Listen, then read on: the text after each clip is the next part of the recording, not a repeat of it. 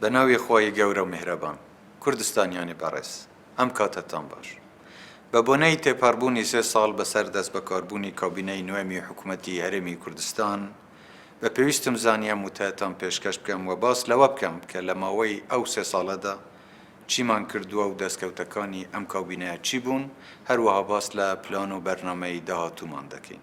لێرەدا زۆر گرنگە ئاماژە بەوە بدەم کە هەر لە دوای دەست بەکاربوونی ئەم کابینەیە هەرێمی کوردستان و جیهان بە گشتی ڕوبەڕووی قەیرانێکی تەندروستی بووەوە کە بڵاوبوونەوە و تەشەنەکردنی ڤایرۆسی کۆرۆنا بوو. سەرنجام قەیرانی دارایی لێکەوتەوە کە تا ئێستاش دەرهاوشتەکانی هەرماون لە هەمان کاتدا بەداخەوە حکوومەتی فدرالیش جگە لە چەند مانگێکی کەم نەبێت بڕەپارەی تەرخانکراو بۆ تەواوکاری موچە کە 200 میلیارد دینار بوو نەنارد. هەروەها چەندین هەوڵی دەرەکی و ناوخۆیش بۆ پەکخستنی حکوومەتەکەتان درا. بەڵام حکوومەت یاریمی کوردستان توانی لە ڕێگەی پلان و بەرنامە و چاکسازیەکانیەوە تا ڕادەیەکی باش ئەو قەیرانانە تێپەڕێنێت. لە بواری دارایی توانیمان موچە بە بەردەوامی بدەین ئەگەرچی هەندێک جاریش دواکەوت بێت یان چەند مانگێکی کەم ڕێژەی موچەکە 100% نەبوو، بەڵام موچە دابەشکردن هەر بەردەوام بوو بە پێی بودجەی بەردەست. لەم کابینەدا توانیمان قۆناغی سەختی بێداهاتی بەبێ قەرزکردن تێپەڕێنین.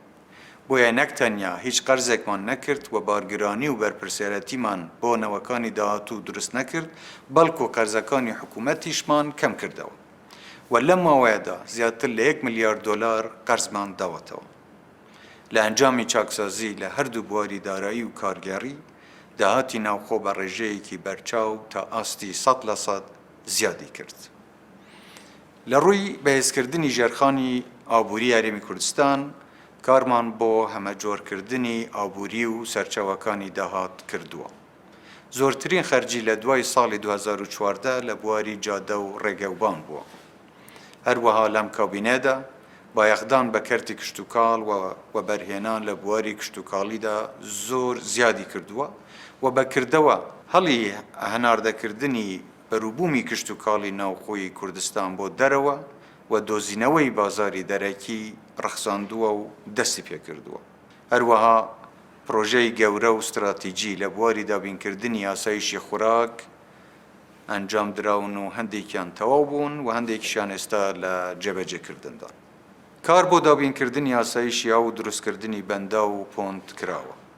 لە کەرتی کارەباشدا ژێرخانی کارەبا بەهێزتر کراوە تا ڕێگە لە بەفیڕۆدانی کارەبا بگیرێت. هەروەها چەندین مێگاواتی تر خراوەتە سەر تۆڕی کارەبایی نیشتیمانی. لە بواری گواستنەوەی گشتی هەنگاوی کردەیی نراون بۆ کارەکردنی گواستنەوەی گشتی و دروستکردنی هێلی ئاسنین. لە بواری کارگەڕی و بەڕێوەبردندا چاکسازی لە سیستمی حکومڕانی و بەڕێوەبردن لە ئاستی هەموو وەزارەتەکان کراوە. لەم ڕاوە زۆرێک لە خزمەتگوزاریەکانی حکوومەت بە ئەلکترۆنی کراون و هەنگاوی کردەیی بۆ دروستکردنی حکوومەتی ئەلکترۆنی نراون. داتە سەنتەرێکی ناوەندیمان بۆ حکوومەت دامەزراندووە، هەروەها سیستمێکی دیجیتالیمان بۆ ئامار و سەرژمێرکردنی دانیشتوانی هەرێمی کوردستان دروست کردووە. کارمان کردووە بۆ کەمکردنەوەی بیرۆکراسی لە فەرمانگە و دام و دەستگاکانی حکوومەت و شۆڕکردنەوەی دەسەڵاتەکان و گواستنەوەی خزمەتگوزاریەکان لە نەوەندی پارێزگاکان بۆ ئاستی قەزاکان. هەنگاومان ناوە بۆ کەمکردنەوەی گەندەلی و بنبەرکردنی و ڕێگەگرتن لە بەفیڕۆدانی داهاتی گشتی و خراپ بەکارهێنانی دەستەڵات. لەم کابینەدا هەماهەنگیەکی توکمە و بەهێز لە ناو ئەندامانی کابینە و ئەنجومەنی وەزیراندا هەیە. زۆرترین کۆبوونەوەی هەفتانەی ئەنجومەنی وەزیران کراوە بۆ گفتوگۆکردن و چارەسەرکردنی کێشە و گرفتەکانی هاوڵاتیان و جێبەجێکردنی کارنامەی حکوومەت. هەروەها پەیوەندیەکی باش لە نێوان حکوومەت و پەرلەماندا هەیە و وەزیران و بەرپرسانی حکوومەت زۆرترین سەردانی پەرلەمان و لێژنەکانی پەرلەمانیان کردووە بۆ وەڵامدانەوەی پرسیار و خستنەڕووی و ڕوونکردنەوەی پێویست بۆ پەرلەمانتاران. لە ڕووی گرنگیدان بە خوێندن و پەروەردە جگەل لە بەهەمیشەکردنی مامۆستایانی گرێبەست و نوژەنکردنەوە و دروستکردنی چەندین قوتابخانە و پەرەپێدان بە خوێندنی ئۆنلاین و فراوانکردنی پەیوەندی ئەکادمی و خوێندن لە نێوان هەرێمی کوردستان و وڵاتانی دیکە بۆ باشترکردنی کواڵەتی پەروەردە و خوێندنی باڵاش دەستەی متمانە بەخشین بە دامەزراوەکان و پرۆگرامەکانی پەروەردە و خوێندنی باڵامان دامەزراندووە. لە بواری هوشیاری کۆمەڵایەتی. زۆرترین زانیاری و ڕوونکردنەوەمان لەبارەی کار و چالاکی و پرۆژەکانی حکوومەت بڵاو کردوتەوە. هەروەها کارمان کردووە بۆ فراوانکردنی مەودای ئازادی ڕاگەیاندن و ڕاداربڕین و زەمینە سازکردن بۆ دروستبوونی ڕاگەیاندنێکی بەرپرسیار لە هەرێمی کوردستان. بەردەوام بووین لە پەرەپێدانی کەلتوری بەیەکەوە ژیانی ئاشتیانەی نێوان پێکاتە جیاوازەکانی هەرێمی کوردستان. هەوڵی بەردەوامان داوە بۆ نەهێشتنی توندوتیژی و جیاوازی ڕەگەزی و بەهێزکردنی پێگەی ئافرەت. گرنگیمان داوە بە بواری ژینگە پارێزی و بەکارهێنانی وزەی سەوز و ژینگە دۆست. لە بواری بەرگری و پاراستنی ئاسایشی نیشتیمانی. یەکەم جارە لەم کابینەیەدا چاکسازیەکانی وەزارەتی پێشمەرگە و یەخستنی هێزەکانی پێشمەرگە چووەتە بواری کردەیەوە. بەردەوام بووین لە ڕوبەڕووبوونەوەی تێرۆریستان و پۆچەڵکردنەوەی هەوڵی تێرۆریستی و دەستگیرکردنی تاوانباران و بازرگانانی مادەی هۆشبەر. پشتیوانی ڕۆلی دادگاکان بووین بۆ سزادانی سەرپێچیکاران.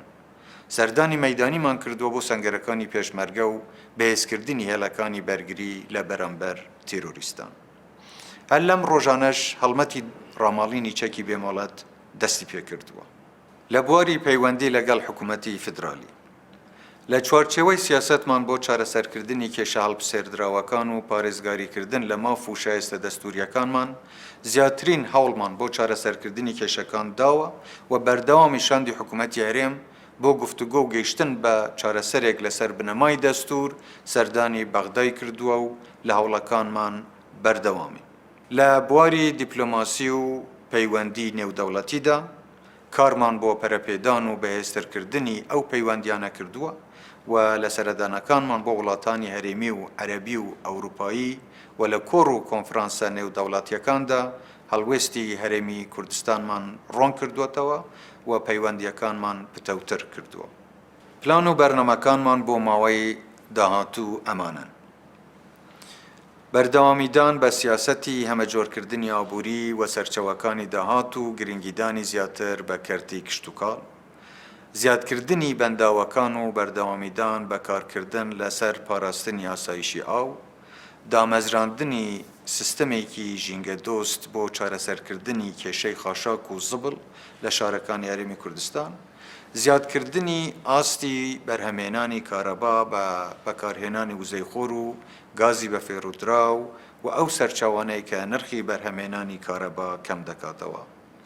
بەردەوام بوون لەسەر پاڵپشتیکردنی گەنجانی کوردستان بۆ بەگەرخستنی پرۆژەی بچووک بە مەبەستی دروستکردنی هەلی کاری زیاتر، بەکارخستنی سیستەمێکی پێشکەوتووی بانکی بۆ بەهێزکردنی ئاڵۆگۆڕکردنی بازرگانی و جۆڵەی بازارەکان و پەرەپێدانی خزمەتگوزاریە بانکیەکان، فراوانکردنی خزمەتگوزاری ناوشارەکان و زیادکردنی ڕووبەری سەوزایی و تایبەتمەندیە ژینگەیەکان لە شارەکان، پەرەپێدان و زیادکردنی یەکەی نیشتەجێبوون بۆ کەم دەرامەتەکان، باشترکردنی خزمەتگوزاریەکان و پێداویستیە سەرەکیەکانی ژیان لە گوندەکان و شارۆچکەکان بۆ ئەوەی هاوڵاتیانی ئەوێ ڕوو لە شارە گەورەکان نەکەن، بەهێزکردنی ئاسایشی ناوخۆ و سنوورەکان و بەردەوام بوون لەسەر ئەوەی نابێت هەرێمی کوردستان وەک هەڕەشە و پێگەیەکی هێڕشکردن بۆ سەر هیچ وڵاتێک بەکاربهێنرێت.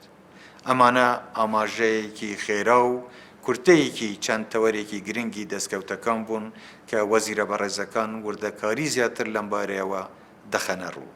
کوردستانیانی خۆشەویست، ئێوەی هاوڵاتیانی کوردستان سەنتەری گرنگیدانی ئەم کابینەیەن وە دڵنیابن هەموو هەوڵێک دەخەینە گەر بۆ ئەوەی بە باشترین شێوە خزمەتتان بکەین و لە ئاست خواست و داخوازیەکانی ئێوەدا بین.